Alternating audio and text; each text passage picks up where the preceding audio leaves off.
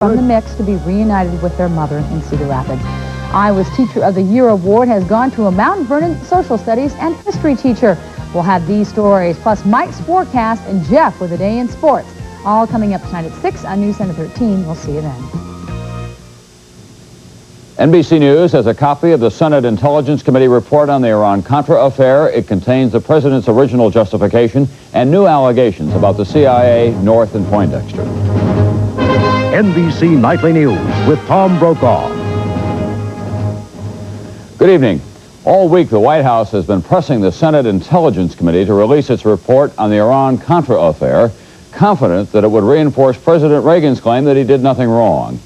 But the report also contains the president's original order for the initial shipment of arms to Iran, and that order differs significantly from the president's later version of those events. In the report, it says that when he authorized the Iranian arms shipments last January, it was with a clear understanding that all of the hostages would be released or there would be no more shipments.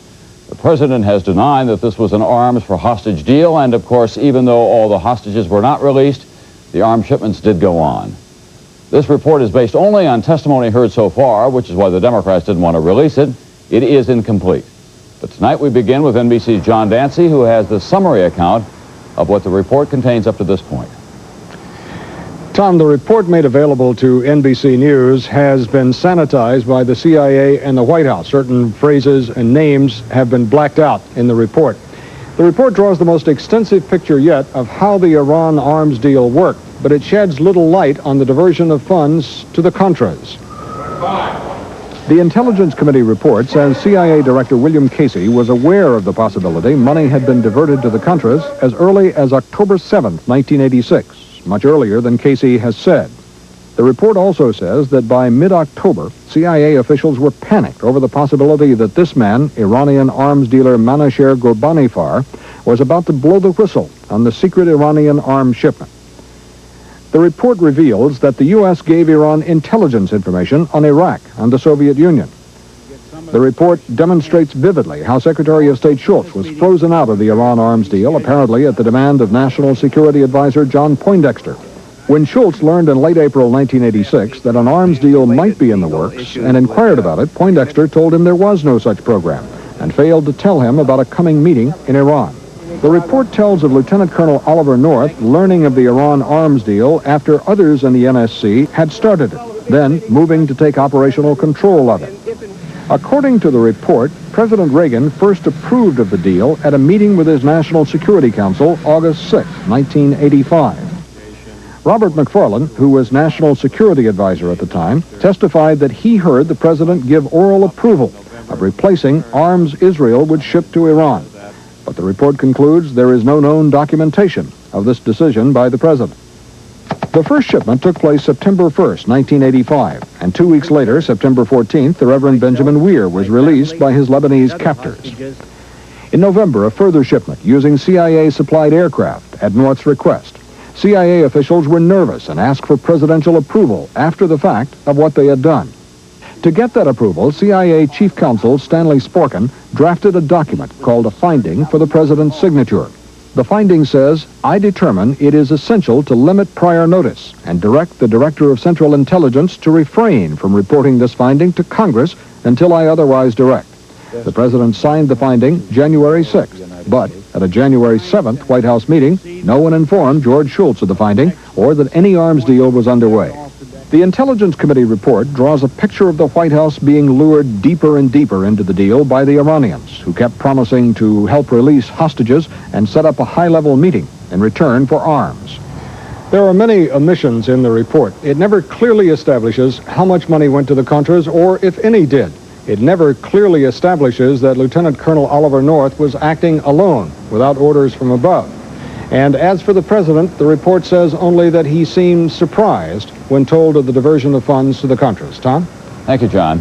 North and Poindexter, who so far have refused to tell what they know about the case, are described in this report as key players, often operating on their own, misleading or ignoring their superiors.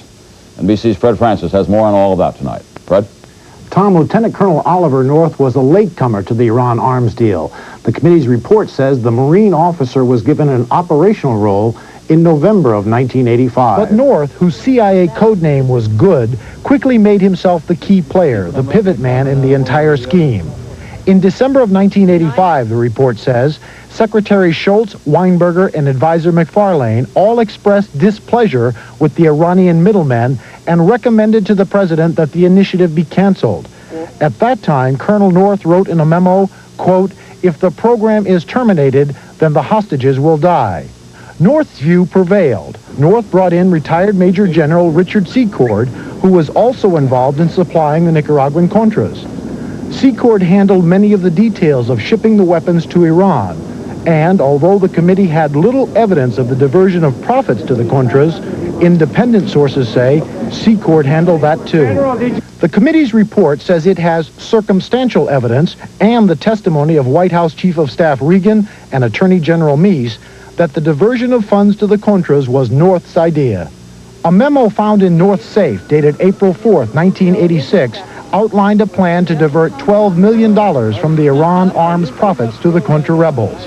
But the committee could not prove that that money was spent on the Contras or whether anyone else in the White House knew of the plan. The report says Vice Admiral John Poindexter could have seen that early memo, but there's no evidence of that. Poindexter, the report says, at the very least, suspected early on that Iran money was being skimmed off, but failed to act. The report says that on November 24th, when Donald Reagan confronted Poindexter asking, "How could you let this happen?" Poindexter replied that he felt sorry for the Contras. Poindexter, according to the committee, was not a passive bystander to events. When CIA Director Casey suggested on November 16th that Poindexter get the White House counsel to investigate the Contra money, Poindexter reportedly replied he could not trust the White House lawyer to keep things quiet. Tom, the committee could not prove or disprove whether Poindexter or North ever told the president that the Contras were being funded with money from Iran. Thank you, Fred. And this Senate Intelligence Committee report also describes an early and important involvement in the Iran-Contra affair by CIA Director William Casey and other officials of the intelligence agency. NBC's Art Kent has been looking into that part of the story tonight. Art? Tom, according to the committee report, the first CIA official involved in the Iran arms deal is also the man most responsible for sounding the alarm at the CIA that Iran arms funds were going to the Contras.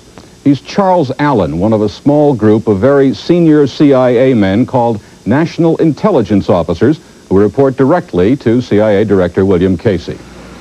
In September of 1985, the report says, Oliver North asked Allen for increased intelligence on arms broker Manucher Ghorbanifar and other Iranians. 2 months later, the CIA was involved in flying arms from Israel's Ben Gurion Airport to Iran. With the CIA now officially supporting the Iran arms shipments, the report says Manucher Ghorbanifar, the Iranian middleman, suggested to his CIA contact in March of 1986 that money be diverted from the Iran arms sales to the Contras. But it was not until October 1st that CIA official Charles Allen became suspicious. Allen told Robert Gates, then CIA Deputy Director. On October 7th, Gates and Allen briefed CIA Director Casey. On October 9th, Casey and Gates asked Colonel North about the diversion. The report says North denied it, but did mention a Swiss bank account. On October 10th, New York businessman Roy Furmark called Casey and warned that some of the money was being diverted. 4 days later, Casey met again with Gates and Allen, and Gates ordered an internal CIA investigation. After looking into it, Casey met with Admiral John Poindexter, the National Security Advisor. By this time, the committee report says William Casey knew funds were being diverted to the Contras. Casey has consistently denied he knew for sure of the Contra diversion until Attorney General Meese made his announcement this November. The Senate committee report criticizes the CIA director for being less than candid when he appeared before them on November 21st and makes it clear there were many more questions that Casey cannot answer now that he is hospitalized. Robert Gates, the CIA deputy director, told the committee it was CIA policy to not even want to know about funds being diverted to the Contras. If we even knew, Gates said, we might be blamed for it. Tom? Thank you, Art. This is the report, remember, that the White House wanted to be made public, and standing by at the White House tonight is NBC's Chris Wallace. Chris, in the report, the president's justification for sending the arms to Iran last January, the so-called intelligence finding, indicates that if all the hostages are not released after the first shipment, there will be no more shipments. The president has said that this was not an arms for hostage deal, and of course there were other shipments. Is there any explanation for that tonight? No explanation at all, Tom. The fact of the matter is, as you look at the chronology as it's stated in the report, it becomes clear that this really was an arms for hostages deal, that over and over again that the administration was interested primarily in the return of the hostages, that they would send arms to Iran, that the hostages wouldn't be released, but then the Iranians would say, just one more shipment and you'll get them. And it's very interesting that the report notes that CIA Director Casey at one point said, you know, this thing may all come out and it'll be very damaging, so we should have a cover story that this wasn't an arms for hostages deal at all. It was a political attempt to reach out to the moderates in Iran. And Chris, what about the president and his men? Are they at all embarrassed that the president was not in control of this situation, that many of the people who work for him were able to range so far afield without his knowledge?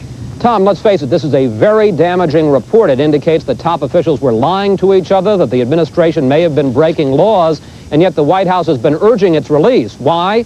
Because the report also says that there is no evidence that Ronald Reagan knew about the diversion of funds to the Contras.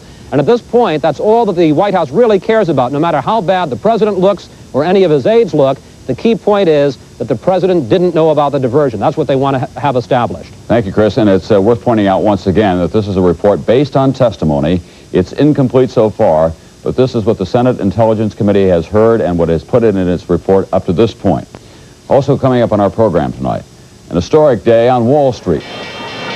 The Dow Industrial Average rising above 2,000 for the first time. And Douglas Kiker tonight reports on a shop where you can buy just about anything you would need, the Little Shop of Horrors. Oh, boy. I've waited years for the chance to do this. Longer lasting. Ha! Fewer repairs. Sure. Whether it's side-by-side or the full-size stacked, every Maytag washer is built to keep a Maytag repairman lonely. I'm glad everything's not built like a Maytag. Maytag. The dependability people. I'm not a doctor, but I play one on TV. And if your child had a cough, she'd get just what the doctor orders. But for your cough, you play doctor at home, even trying medicine you originally bought for your child. You need one of the adult formulas from Vicks. For the coughs adults get, with the strength adults need. Formula 44 for coughs, 44D for coughs with congestion, and 44M for coughs with congestion and a raw, irritated throat. The adult formulas. You can't buy anything more effective. The adult formulas from Vicks, of course. Ace is the place you come to for quality and more, and prices that are known across the land. Ace is the place. The place for Ace Best Buys, like a swing arm lamp for $5.99. Ace is the place. GE 2-pack frosted bulbs for 19 cents after rebate, and Ace automatic night lights for $2.99 a pair. Ace is the place with the help of hardware men. Wall Street did it today, January 8th, 1987, closing above 2,000 for the first time in the street's history. It was an up again, down again day, but by the time of the closing bell, the Dow Jones average had done what no one doubted it would do sooner or later. NBC's chief financial correspondent Mike Jensen reports tonight on Wall Street's historic day. Once again, it was the big investors who were buying what Wall Street calls the institutions, the banks, the insurance companies, the mutual funds, like these traders at the Dreyfus Corporation. All right, I think we should be buying them. I think we should be buying them. They pushed the stock market to an all-time high. The Dow Jones Industrials, the blue chip index, closed at 2,002.25. Other stocks also did well. Since the summer of 1982, when the Dow stood at 776, the stock market has been on a tear. By the beginning of 1984, the Dow stood at 1250. It moved up through much of last year, and when it shot above the 2,000 mark today, it capped a 106-point surge in the last 5 trading sessions. With interest rates dropping on things like money market funds and bank accounts, many investors today were buying mutual funds. People like Frank Duffy of New York. With interest rates the way they're going, they're about as good as I can do right now. So was Irene Finkelsteinus. The return is much better than any bank can offer. What lies ahead? All things remain about the same now, with the economy moving along at a modest growth rate, inflation not being a problem, the Federal Reserve not being restrictive in its policies, I think the stock market could work higher in 1987, but I don't think it's going to be a 3,000 or 4,000 stock market as many people do predict. A lot of the experts are even more cautious. They warn that the market moves in spurts, up and down. And they say that the next spurt, within weeks or even days, could very well be down. Mike Jensen, NBC News, New York. At the same time, the government said today that interest on fixed-rate mortgages fell for a sixth consecutive month in December, averaging a fraction above 10%. That's their lowest level in more than 8 years now. Think your cereal is nutritious? Put down your spoon and listen. Because a leading consumer magazine ranked 59 cold cereals on fiber, protein, sugar, sodium, and fat. And of those 59 cereals, they found 3 varieties of Nabisco shredded wheat topped the ratings, providing plenty of fiber and protein, no sugar, and very little sodium or fat. So before you pick up your spoon, pick up the leading cereal that topped the ratings, Nabisco shredded wheat. Nabisco. That'll do it. Who wants grapefruit juice? I'll pass. It's good for you. It's great for dieting. I know, but... Lots of vitamin C? Yeah, but... But the taste? Here, try this. Ocean Spray Pink Grapefruit Juice Cocktail. It's tangy, smoother, sweeter. This is grapefruit juice? Uh-huh. It's not bitter. It's Ocean Spray Pink Grapefruit Juice Cocktail. And it's not just good for you, it's good. Ocean Spray good. Introducing Medipren when your body hasn't got time for the pain. I haven't got time for the pain. No, I haven't got time for the pain anymore. Medipren has ibuprofen, the prescription ingredient recommended by doctors 2-to-1 over aspirin for body pain, including minor arthritis pain. And it's gentler to your stomach than aspirin. No, I haven't got time for the pain. When your body hasn't got time for the pain, new Medipren from the makers of Tylenol products. President Reagan was back at the White House today, a full day ahead of schedule after what his doctor called a remarkable recovery from prostate surgery. As he left Bethesda Naval Hospital, reporters asked what medical advice he had been given, and the president joked, "Keep out of the cold."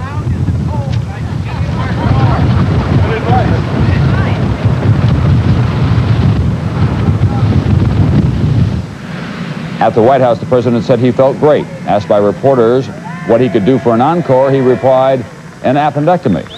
The White House said later that Mr. Reagan had that operation in July 1985. The president will resume an Oval Office schedule sometime next week. One problem that will be waiting for him is bipartisan opposition in Congress to sharp cuts in his proposed budget for anti-drug programs. Programs that just a few months ago the president hailed as crucial to this country. NBC's White House correspondent Andrea Mitchell has more on this tonight. 261 pounds of cocaine seized earlier this week near Los Angeles. Estimated street value, $44 million. A clinic in San Francisco. 450 people want treatment, but there is no room for them. The pushers and smugglers aren't cutting back on their side of the drug war. But if the Reagan administration has its way, the government will. The president and his wife had called the anti-drug campaign a national crusade, and they launched it in a joint address to the nation. The president said he knew it would be expensive. If there's going to be extra burden imposed on the treatment centers and so forth, we're going to have to find funds for that. Although the White House insisted that it was not a campaign gimmick, it was a major theme last fall. For your future and your country, just say no. When Mr. Reagan signed the law making more money available to fight drug abuse, even leading Democrats were applauding. Congress thought it was a 3-year commitment. But Mr. Reagan's new budget calls for less money for prevention, treatment, and law enforcement. The applause has stopped on Capitol Hill. So nothing the president has ever said has indicated that he's had a commitment to put resources behind the rhetoric. And around the country, people who deal with addicts say their patients feel cheated by the president's promises of help.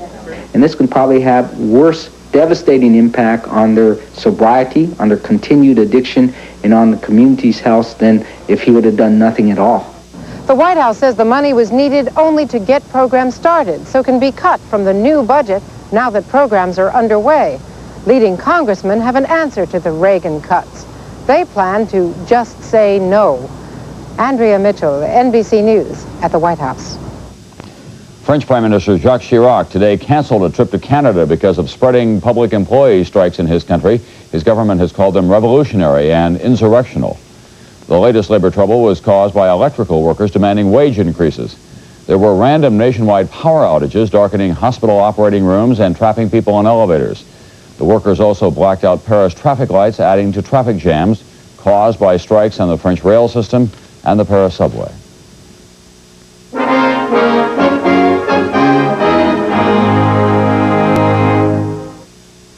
Tums doesn't have it. Rolaids doesn't have it. Maalox-Plus does.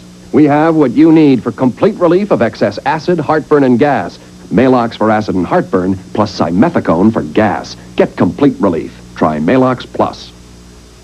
I always thought the Mazda SE5 was a good deal because it comes standard with just a ton of stuff. But catch this. Now Mazda's throwing in a bed liner, mud guards, sliding rear window, floor mats, even an AM/FM stereo at no extra charge.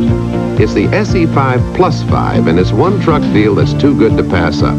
But if for some reason $650 worth of extra features at no extra charge doesn't get you out of your chair, don't come crying to me after it's over. Mom, hi. Listen to this. Well, of course you'll hardly hear anything. It's my new Whirlpool dishwasher. Yes, it's on. Oh, it cleans great. Everything just cleans. And it's so quiet, we won't have to shout anymore. Mom, what's all that noise? Oh, it's your dishwasher. We're making your world a little easier. Whirlpool. We asked 1,000 doctors what would they take for the minor aches, pains, and stiffness of arthritis. Extra strength Tylenol or Bayer? Bayer. Doctors chose Bayer, 3-to-1 over extra strength Tylenol. Bayer, the wonder drug that works wonders. It's a case that might test the wisdom of a Solomon. One baby, two mothers. The surrogate mother who bore the child, Mary Beth Whitehead, told a New Jersey court today that she knew from the moment that her daughter was born that she could never give her up. But the other mother, Elizabeth Stern, and her husband William say the baby is theirs because they hired her for $10,000 to bear it. NBC's Norma Quarles was in the courtroom today. It was at delivery. Seeing her, holding her. She was mine. A tearful Mary Beth Whitehead took the stand today and said she sobbed for hours and hours the day they took the baby from her to give to the Sterns. She said it was the most painful thing she had ever experienced.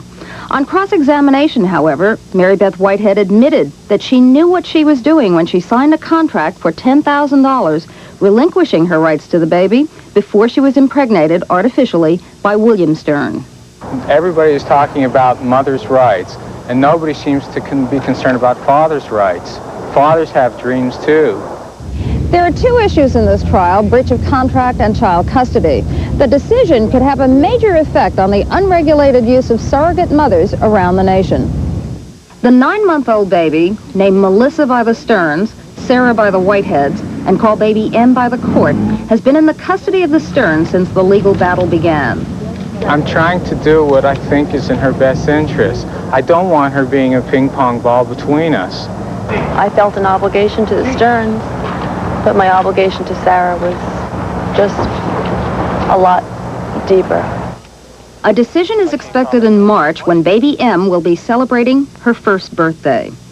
Norma Quarles, NBC News, Hackensack, New Jersey. To find out how fast the AIDS virus is spreading in this country, federal health officials have begun random tests on samples of blood from anonymous patients. The idea is to get the big picture of the AIDS epidemic, but there's also a problem. Because there are no names on these blood samples, when the virus is found, there is no way to warn the patients that they are in danger.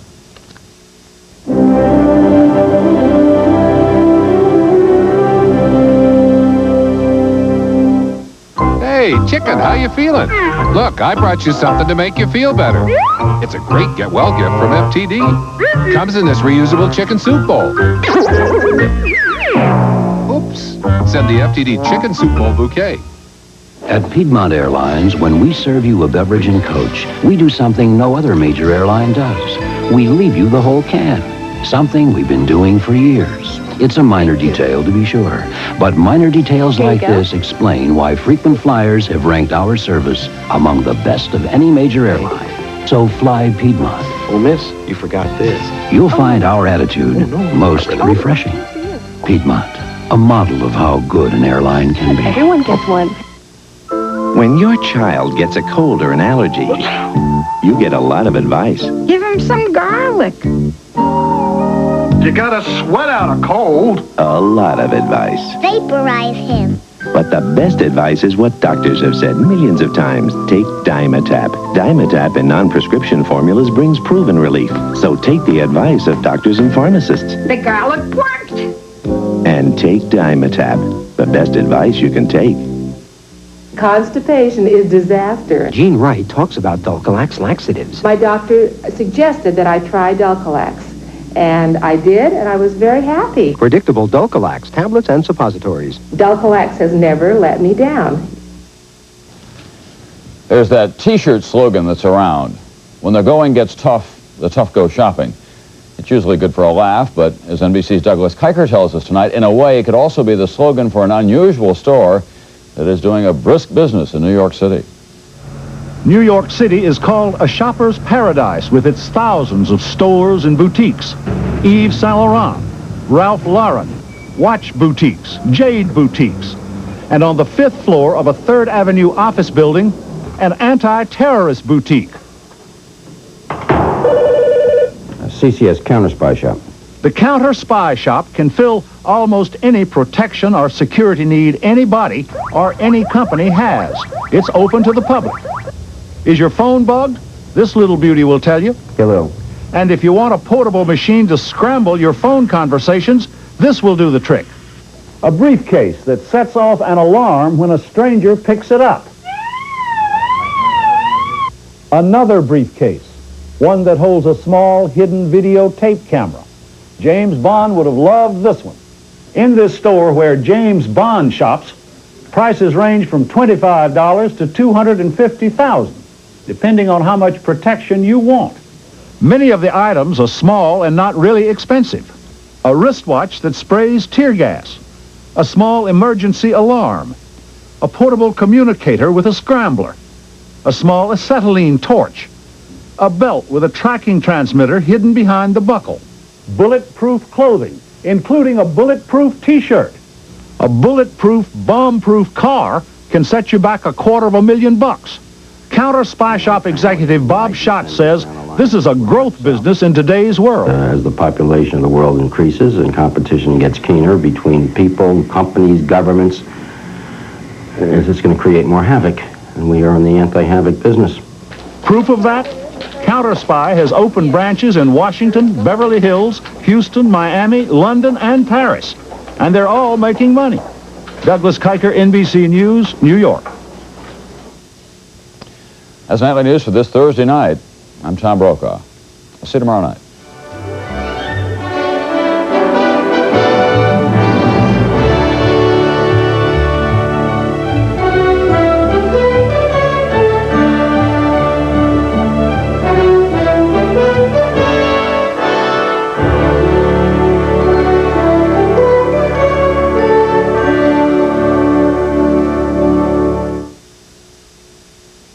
Tonight on Cheers, will Diane use magic? You're going to propose to me. To make a marriage? Run, Sam, run. Then on Night Court, can Dan give up women to win a sports car? Just like that? Dan. Or will he crack under the pressure? And on L.A. Law, Cusack comes apart in an emotional trial. I'm unwilling to proceed, Your Honor. I'll cite you for contempt. L.A. Law, tonight.